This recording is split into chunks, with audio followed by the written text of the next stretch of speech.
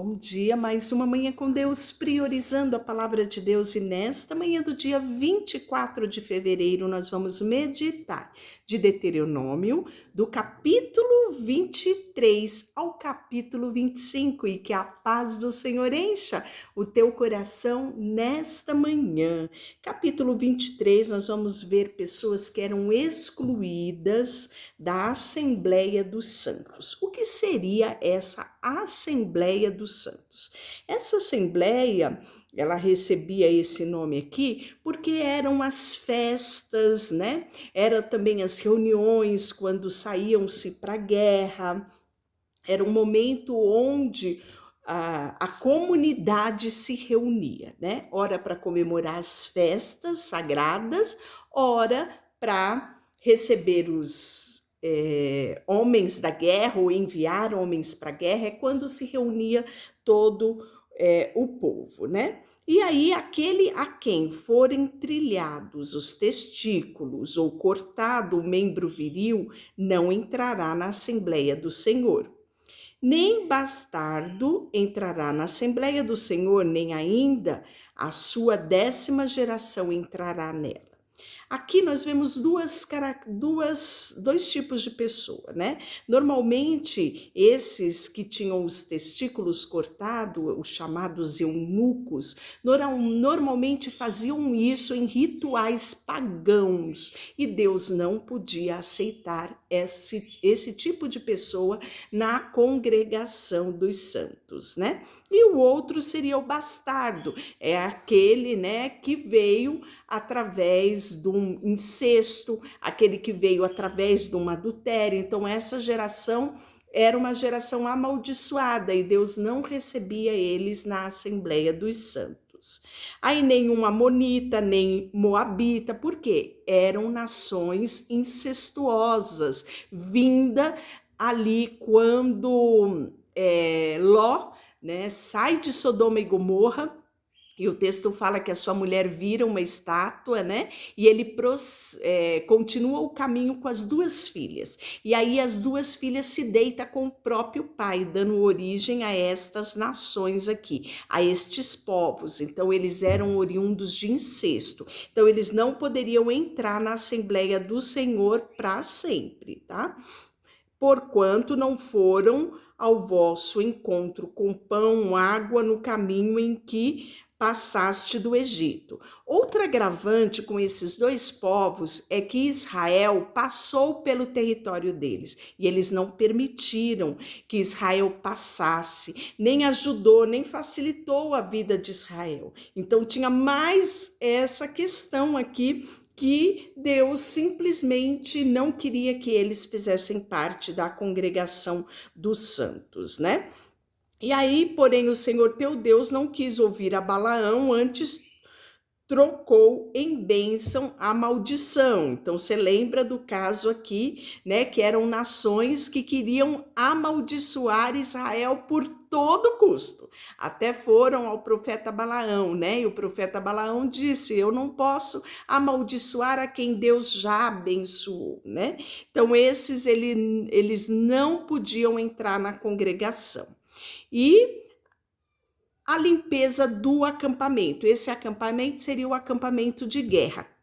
Ele fala no versículo 9: quando sair o exército contra os teus inimigos, então te guardarás de toda coisa má. Então, se houver entre vós alguém que por motivo de poluição noturna, né, não esteja limpo, sairá do acampamento e não permanecerá nele, porém em declinado à tarde lavar-se-á em água, e ao pôr do sol entrará para o meio do acampamento.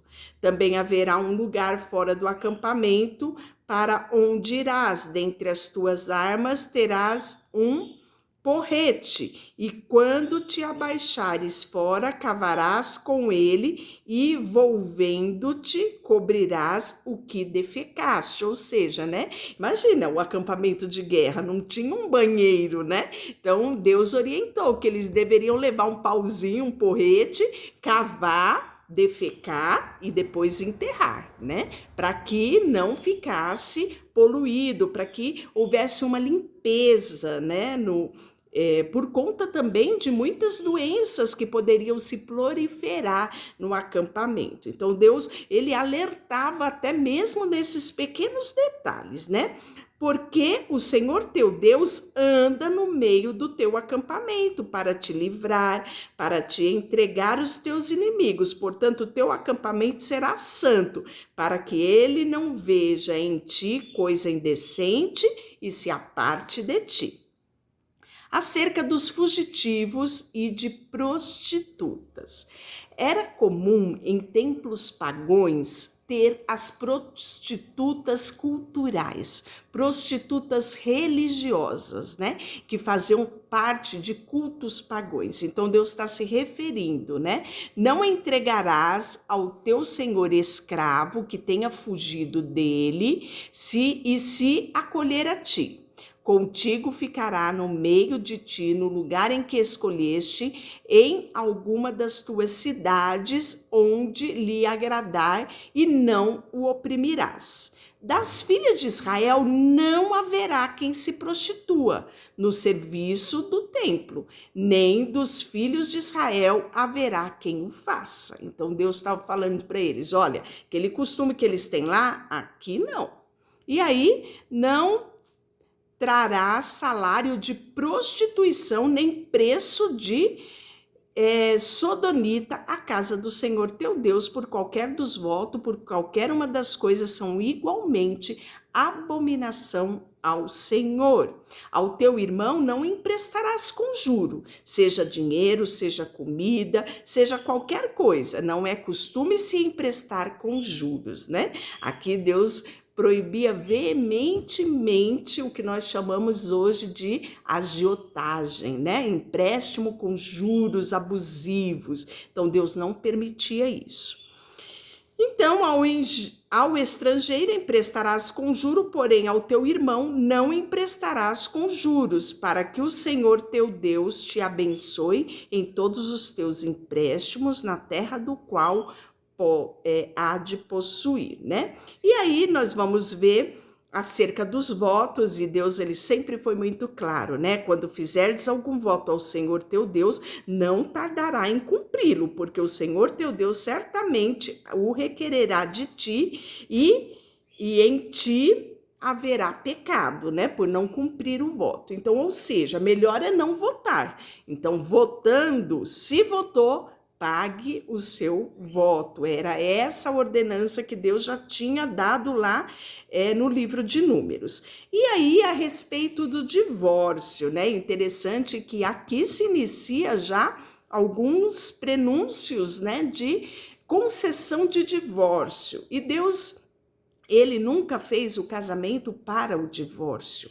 Isso sempre foi em decorrência da dureza do coração do homem. Foi assim que foi declarado por Jesus lá em Mateus e Marcos, né? Mateus 5 e Marcos 10.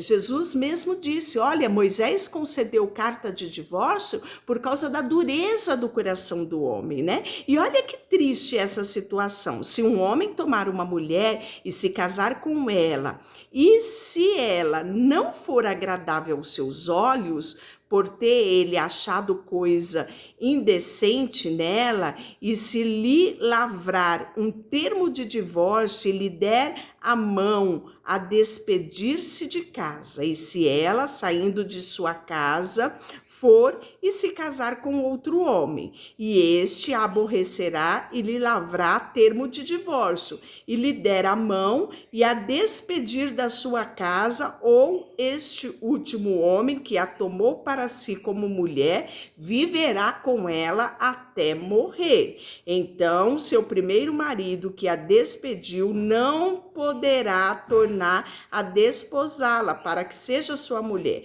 depois que foi contaminada, pois é abominação perante ao Senhor. Assim, não farás pecar na terra que o Senhor teu Deus te der por herança. E aí vem as leis de caráter humanitário, isso mesmo, olha só, o homem recém-casado não sairá à guerra, falei disso ontem, não é? Nem se imporá qualquer encargo. No ano, ele ficará livre em casa e promoverá felicidade à mulher que tomou. Olha que coisa linda, não é? 1 ano ali, né? Ele ficaria ali em casa para se adequar, para se curtir, né? Uma lua de mel de 1 ano, né?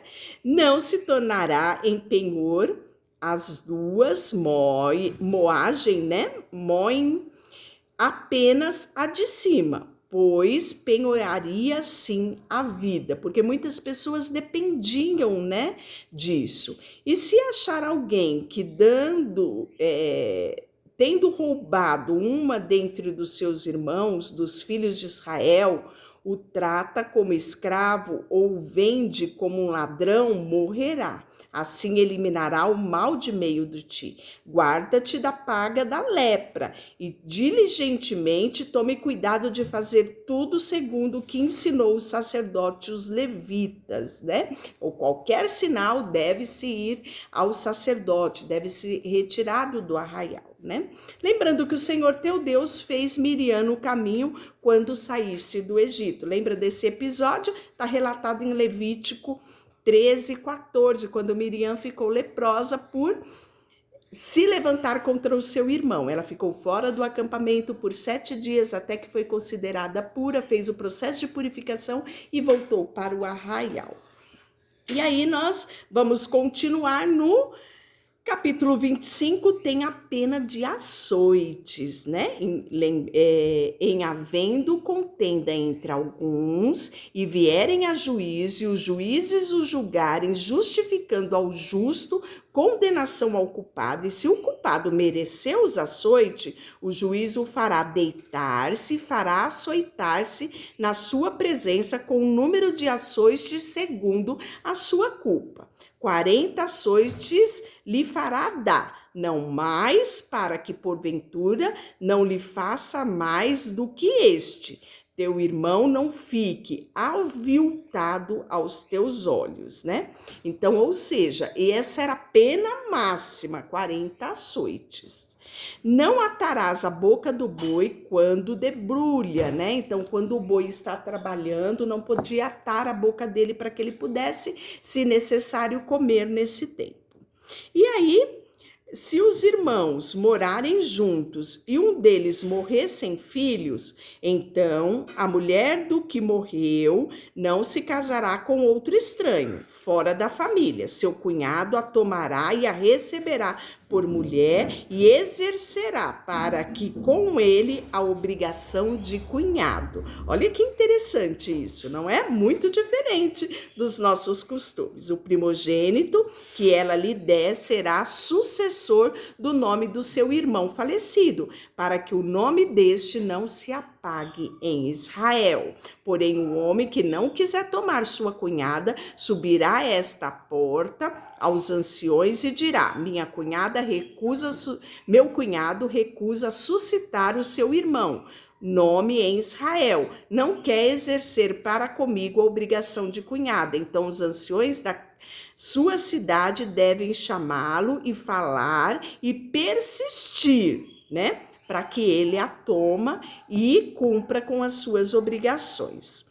E aí nós vamos ver pesos e medidas justas. Deus já tinha falado sobre isso, né? E que eles deveriam tomar muito cuidado para não ter 2 pesos e 2 medidas no julgamento. Deixa eu orar por você. Senhor, colocamos diante de ti a nossa vida, tudo que temos, tudo que somos, em nome de Jesus. Amém. Deus te abençoe.